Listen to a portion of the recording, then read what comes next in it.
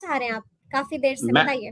Ma'am मैं आपके द्वारा ये कहना चाहता हूँ कि सन जी। 2019 ईस्वी में मैं जयपुर में था और वहाँ पे एक सपना देखा था कि बिहार से जुड़कर, यहाँ के स्कूली शिक्षा से जुड़कर, यहाँ हम्म। योगदान देकर मैं अपने क्षेत्र के लिए, अपने गांव के लिए, अपने शहर के लिए कुछ बेहतर कर सकूं। ठीक है। और मैम 2019 में ही हमारा एक फॉर्म आया था कंप्यूटर साइंस का और बाकी सारे सब्जेक्ट का, STET 19 ठीक के है। रूप में। हम्म। और उस फॉर्म में मैम नोटिफिकेशन के आधार पे हम मेरे जैसे कई स्टूडेंट्स ने उस हम्म। परीक्षा का फॉर्म भरा, परीक्षा दिया, रिजल्ट आया। कोरोना समय में मैं राजस्थान से आके दो दो बार एग्जाम दिया मैम। हम्म। और उस परीक्षा में मैम बजाबते लिखा हुआ था नोटिफिकेशन में कि इस बार का जो परीक्षा है वो पिछले हम्म। साल जो 2011-12 में STET हुआ था उससे जी। बिल्कुल अलग है। और इस ठीक है। बार जो सीट विज्ञप्ति है उसके अनुसार ही जो बच्चे मेरिट लिस्ट के अंदर आएंगे उनकी बहाली सुनिश्चित की जाएगी। और मैम ठीक है। ये देख के बहुत खुशी हुआ था कि बिहार में हम्म। पहली बार स्कूली शिक्षा में एक बेहतर शिक्षक बहाली की प्रक्रिया शुरू होने जा रही थी। हम्म। और इसी को देख के मैम हमने फॉर्म भरा और जी तोड़ हम्म। मेहनत किया और कोरोना से भी लड़कर राजस्थान से दो दो बार आके परीक्षा दिया पटना में आके। हम्म। और मैम आज 3 साल 4 साल हो गया और हम लोग इसी इंतजार में बिहार में रह गए कि चलो हम्म। आज न कल बहाली हो जाएगी। लेकिन मैम आज हम्म। देख लीजिए आज क्या हो रहा है मतलब मैम हम इसी लोग को के साथ। कहता है सपना टूटना। शायद इसी को कहते हैं कि जब सपने टूटते हैं तो आवाज जो है वो काफी गूंजती है, और शायद ये जो सपना आपका टूटा है उसकी भी आवाज जो है, आपकी आवाज में हम समझ पा रहे हैं कि आप कितने परेशान होंगे। तो ये बताइए गोपाल कि आप एक शिक्षक भी हैं, प्रोफेशन से आप एक टीचर हैं। तो अगर हम आपसे बात करें कि शिक्षा बदहाली, क्योंकि आपने खुद एक्सपीरियंस किया है उसको, तो अगर हम निश्चित आपसे रूप बात करें, बिल्कुल, तो हम बात करें क्या लगता है कहाँ कमी है, कैसे दुरुस्त किया जा सकता है। टीचर हैं आप, तो बिल्कुल आपका जो अंदाजे बयान होगा वो भी काफी अलहदा होगा लोगों से। तो हम चाहेंगे कि थोड़ा सा अपने हिसाब से आप हमें बताइए कि कहाँ पर कैसे हम इसमें तब्दीली ला सकते हैं। मैम मैं 2013 से लेके 2019 तक राजस्थान जयपुर में रहा हूं और वहां ठीक है। शिक्षा से जुड़ा हुआ था, वहीं पढ़ाई मैंने किया। और हम्म। मैम बहुत नजदीकी से मैं देखा हूं और बिहार के स्कूली शिक्षा को भी मैं देखा हूं, क्योंकि मैम देखिए यदि शिक्षा को बेहतर करना है ना तो हम्म। सबसे पहले हमें ना स्कूली शिक्षा को बेहतर करना पड़ेगा। अच्छा, मतलब और आपको मैम लगता है कि शुरू एकदम शुरू से करना पड़ेगा। बिल्कुल मैम वर्तमान में हम्म। आप बिहार में जो मैम शिक्षक की बहाली की जो प्रक्रिया है मैम हम्म। शायद हिंदुस्तान में कहीं भी ऐसी बहाली प्रक्रिया नहीं है। मैम बिल्कुल बिल्कुल। आप यदि एक स्कूल में यदि बेस्ट हम्म। टीचर लाते हैं तो यदि वहां पे संसाधन भी कम होगा ना मैम तो अच्छे हम्म। से वो शिक्षक ना कम संसाधन में भी बेहतर शिक्षा दे सकते हैं। ये मैम मेरा मतलब आप मानना ये है। कह रहे हैं गोपाल जी, अगर हम गलत नहीं है तो आप ये कह रहे हैं कि हमें यहाँ पर क्वांटिटी पे जोर नहीं बल्कि क्वालिटी एजुकेशन पर जोर देने की जरूरत है। निश्चित रूप से मैम क्वालिटी हम्म। एजुकेशन होना चाहिए मैम। इसके लिए शिक्षक की बहाली की जो प्रक्रिया है उसमें बदलाव हम्म। की जरूरत है मैम। क्योंकि आज बिल्कुल। बिहार में मैम अकादमिक के आधार पे, एकेडमिक मार्क्स के आधार पे मैम बहाली होती है। मैम एक बात हम्म। आप भी मुझे बता दो कि आज जो हम्म। CBSE में मार्किंग की जो पॉलिसी है, जो बिहार बोर्ड का पैटर्न है, जो राजस्थान बोर्ड का पैटर्न है, क्या मैम एक है? हम्म। क्या किसी सरकारी बिल्कुल। यूनिवर्सिटी का जो नंबर आने का मार्किंग पद्धति है या फिर किसी हम्म। प्राइवेट यूनिवर्सिटी का है, क्या एक है? तो क्या मैम हम्म। एकेडमिक के आधार पे हम मेरिट बना के शिक्षक बहाली करना मैम अपने आप में अच्छे और सच्चे शिक्षकों की गला घोटने के बराबर नहीं है मैम। बिल्कुल। मैम मैं मानता हूं यदि मैम मैं क्लास 10th में बहुत कमजोर था, इसका मतलब ये तो हम्म। नहीं है कि मैम मैं क्लास 12th में कमजोर ही रहूंगा। बिल्कुल बिल्कुल बिल्कुल बिल्कुल मैम मैं सही बात मेहनत कह रहे हैं। करके तो IIT भी क्रैक कर सकता हूँ ना मैम। बिल्कुल। तो मैम यदि मेरा एकेडमिक खराब है और मैंने मेरिट के आधार पे मेहनत करके STT में हम्म। 150 में से 115 नंबर ले आया हूं तो मैम इसमें मेरी क्या गलती है? ये ठीक है, आज मेरे तो मार्क्स मतलब को दरकिनार करके सरकार ये कहते हैं कि मेरिट और नॉन मेरिट बराबर हो गया।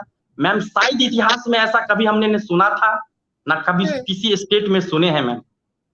हम लोग मैम अच्छा बहुत ठीक है। व्यथित हैं, बहुत बिल्कुल बिल्कुल व्यथित है तो मैम।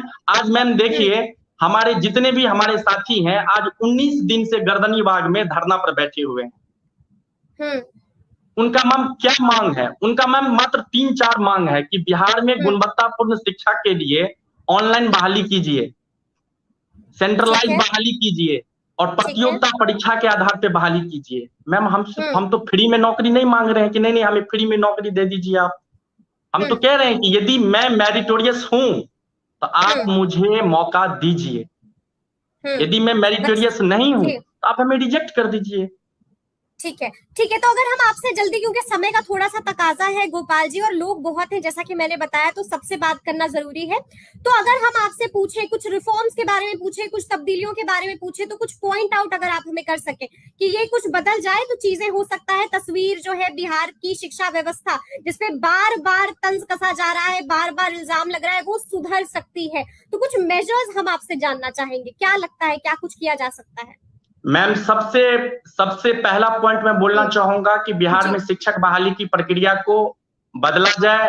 आज जो प्रक्रिया जो राजस्थान में, जो हरियाणा में, जो उत्तर प्रदेश में, जो दिल्ली में लागू है, जिसके बल पे वहां के सरकारी स्कूल टॉप पे है, तो हमें भी उस प्रक्रिया को अपनाना चाहिए। पहला चीज ये होना चाहिए मैम। ठीक है, बिल्कुल ओके। जी, और दूसरा चीज मैम, जो शिक्षक जो कार्यरत है उसके बार बार उसका असेसमेंट होना चाहिए मैम, कि क्या वो शिक्षक जब बहाली हुए थे बिल्कुल, वो उनमें जो सही टैलेंट था से, आज भी उतना ही है बिल्कुल, या क्या बिल्कुल, है। Yes ma'am. बिल्कुल, तो क्योंकि ऐसा, हम बहुत क्योंकि मैम सारी शिक्षक तस्वीर बेहतर हो देखते गए ना हैं। मैम, शिक्षक बेहतर हो गए ना तो स्कूल अपने आप बेहतर हो जाएगा मैम। बिल्कुल, और लोगों का जो भविष्य है, युवाओं का जो भविष्य है, वो बिल्कुल उज्जवल होता चला जाएगा। चलिए, निश्चित बहुत रूप बहुत से। और शुक्रिया, बहुत बहुत थैंक यू शुक्रिया very much Gopal ma'am, ji. Thank you very much, thank you very thank you much. Gopal ji. अब हमारे साथ सुजीत जुड़ गए हैं। Sujit hello ma'am. जी, कहाँ से हैं आप सुजीत? मैं पटना से हूँ ठीक है सुजीत, बताइए। और मैं स्टेट 19 अभ्यर्थी हूँ ठीक है, और मेरिट लिस्ट में हूँ। ठीक है। और जो मेरे अभी साथी थे गोपाल झा जी, जी, जो बात बोल रहे थे, मैं उनकी बातों का समर्थन करता हूँ और इसमें दो तीन पॉइंट मैं और जोड़ना चाहता हूँ। बिल्कुल, बिल्कुल जो मैं जोड़िए। जी, बिहार में शिक्षक का जो भर्ती का प्रक्रिया है मैम, वो पूरे देश का सबसे गंदा प्रक्रिया है शिक्षक भर्ती में। ठीक है। आप और आप गंदा क्यों कहीं, है ये भी जरा बता दीजिए। इसलिए मैं बता रहा हूँ मैम कि आप पूरे देश में कहीं से भी आप डिग्री लेके आ जाइए एकेडमिक का, और यहाँ उस डिग्री में बेस पे आप शिक्षक बन सकते हैं। आप में मेरिट है अच्छा, या नहीं है इसका कोई मतलब नहीं है। अर्थात एक शब्दों में कह सकता हूँ कि बिहार में टीचर बनने के लिए डिग्री लाओ और नौकरी पाओ का सिस्टम चल रहा है। अच्छा, ठीक है। तो क्या इस लगता है क्या सिस्टम, तब्दीली लानी चाहिए? देखिए मैम, मेरी कहने का मतलब यही है कि अगर तब्दीली का सबसे बड़ा पॉइंट यहाँ है कि यहाँ शिक्षक भर्ती की प्रक्रिया है, उसको एकेडमिक मार्क्स पर न कर कर प्रतियोगिता परीक्षा के मार्क्स के आधार पर उसको भर्ती करना चाहिए। अच्छा, सबसे बड़ी बात ठीक है, कारण है कि जब तक प्रतियोगिता के आधार पर टीचर का रिक्वायरमेंट नहीं होगा बिहार में, तब तक सरकारी स्कूल में सरकार लाख वादा कर ले कि गुणवत्तापूर्ण शिक्षा देने के लिए सरकार तत्पर है, लेकिन जब तक गुणवत्तापूर्ण शिक्षा ही नहीं विद्यालय में रहेंगे तो शिक्षा कहाँ से मिलेगा, बच्चों को गुणवत्तापूर्ण शिक्षा मिलेगा। बिल्कुल, ये बात तो है, अब आए बिल्कुल। अब आए दिन देखते हैं कि बिहार के सरकारी स्कूल में पढ़ाने वाले टीचरों की तरह तरह की, देखते मीडिया में उनका पूछा जाता है तो कुछ जवाब नहीं दे पाते हैं। यहाँ तक ये बिहार के, ये हमारे साथ बिहार सरकार के साथ हम लोग को इसमें शर्मिंदगी महसूस होता है कि बाहर के वाले जो बिल्कुल, राज्य वाले बिल्कुल। रहते हैं हम पे हमारे उपहास उड़ाते हैं, हंसी उड़ाते हैं कि बिहार का शिक्षा व्यवस्था को देखकर। हम इसीलिए हम माननीय आपके चैनल के माध्यम से माननीय मुख्यमंत्री, माननीय शिक्षा मंत्री और माननीय शिक्षा विभाग के तमाम अधिकारीगण से हाथ जोड़कर रिक्वेस्ट करना चाहता हूँ कि बिहार में शिक्षकों की भर्ती की प्रक्रिया को आप जल्द से जल्द बदलिए और प्रतियोगिता परीक्षा के मार्क्स के आधार पर शिक्षकों की भर्ती करिए, तभी बिहार को गुणवत्तापूर्ण शिक्षा मिल सकता है। अन्यथा बिहार में डिग्री आपको पाओ लगता और है जी, मतलब लगता आपको नहीं, मैं लगता है कि डिग्री लाओ और नौकरी पाओ वाला जो सिस्टम है उसको बदलना चाहिए? उसको बदलना चाहिए, उसको तत्काल प्रभाव से बंद करना चाहिए। जो भविष्य अभी जो पीछे जो गलतियां हो चुकी है उसको हम वर्तमान समय में उसका सुधार कर सकते हैं।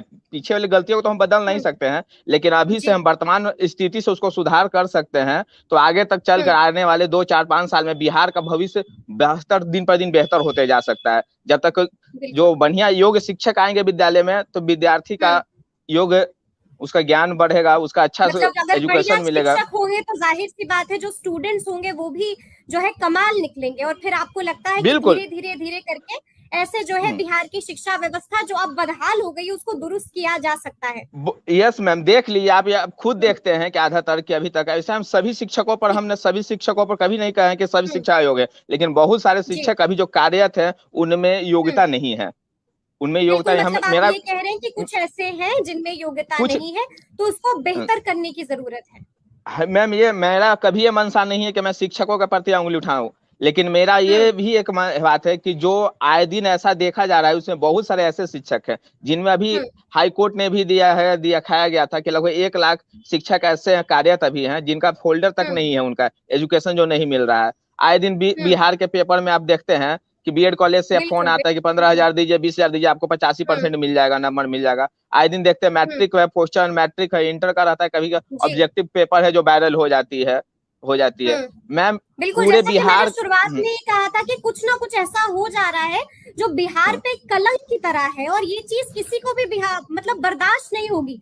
बिहार अपना बिहार से जुड़ी हर चीज जो है बिल्कुल एक अभ्यर्थी के नाते भी मैम जरूरत है। बिल्कुल बताइए। एक अभ्यर्थी के साथ साथ एक बिहार के आम नागरिक होने के कारण होते भी हम लोग के लिए शर्मनाक हो जाती है कि जब ऐसे ऐसे जो न्यूज में प्रिंट मीडिया के माध्यम से, चाहे इसके माध्यम से जो अखबारों के माध्यम से खबर आती है तो हम लोग को शर्मिंदा महसूस होता है। हाँ बिल्कुल, तो हम उम्मीद करते हैं कि ये चीजें जो है जल्द से जल्द बदले।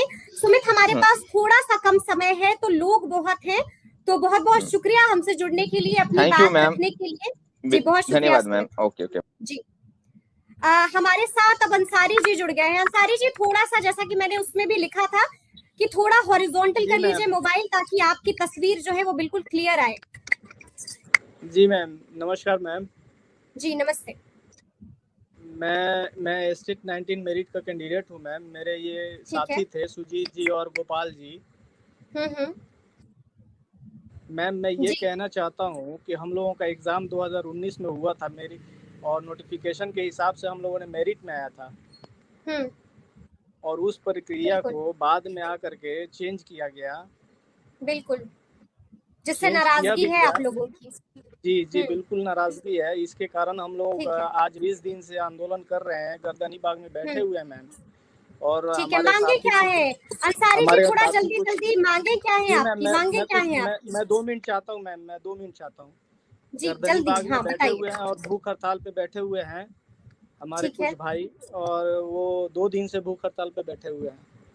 ठीक है, उनका कोई सुनने वाला नहीं है। क्या है? बिल्कुल, ये बहुत बड़ी बात है। आज 2 दिन, बहुत बड़ी बात है जी। आज 2 दिन हो गए मैम, कोई सचिवालय से आ करके उनसे पूछने वाला तक नहीं है कि आप लोगों का मांगे क्या है, आप लोगों का डिमांड क्या है। बिल्कुल, तो हम यहाँ जानना चाहते हैं अंसारी जी, हम यहाँ पर जानना चाहते हैं आपसे कि क्या डिमांड है, क्यों बैठे हैं भूख हड़ताल पर, क्या चाहते हैं, सरकार से क्या गुहार है? बिल्कुल मैम, सब बताइए जी। हम लोग जिस नोटिफिकेशन को देख करके हम लोगों ने एग्जाम दिया, मेरिट में आए, इसमें हम लोगों की गलती तो नहीं थी जी। सरकार ने चयन की प्रक्रिया में जो चेंजिंग किया, ये तो उसमें हम लोगों की गलती तो नहीं थी। ठीक है, तो अंसारी जी मांग क्या है आप लोगों की? हम लोगों का मांग बिल्कुल सिंपल है मैम। हम लोगों का मांग सिंपल है बिल्कुल। जो भी कॉम्पिटिटिव एग्जाम हुआ था उसके नंबर बेस पे हम लोगों की बहाली ली जाए। जी ठीक है जी, हम लोगों का सिंपल मांग है, ऑनलाइन और सेंट्रलाइज बहाली की जाए, और जो कॉम्पिटिटिव एग्जाम का नंबर है उसमें उसके ऊपर स्टेट मार्क्स से नंबर लेकर के उसी से हम लोगों की बहाली की जाए। जिस तरीके से इन लोगों ने हेल्थ इंस्ट्रक्टर का किया था, जो अभी हुआ है, अभी जो शारीरिक स्वास्थ्य केंद्र वालों का एग्जाम हुआ था, जो टीचरों का, उनका जो हुआ था स्टेट मार्क्स पे ही हुआ था, तो हम लोगों का भी स्टेट मार्क्स पे करते कोई दिक्कत थोड़ी है। ठीक है, बिल्कुल। तो मतलब ये मांगे गवर्नमेंट को कुछ करना नहीं है, सिर्फ नियमावली 2020 में बदलाव करना है, वो तो उसके हाथ की चीज है, वो तो कर सकते हैं। देखिए अंसारी जी, हमारा तो ये काम है कि आपकी जो भी परेशानी है, आपकी जो भी बातें हैं, वो अपने प्लेटफॉर्म पर हम दिखा रहे हैं। उम्मीद करते हैं कि यहाँ पर दिखाने से हो सकता है कि सरकार जो है इन चीजों को सुने और आपकी परेशानियां जो है वो जल्द से जल्द हल हो जाए।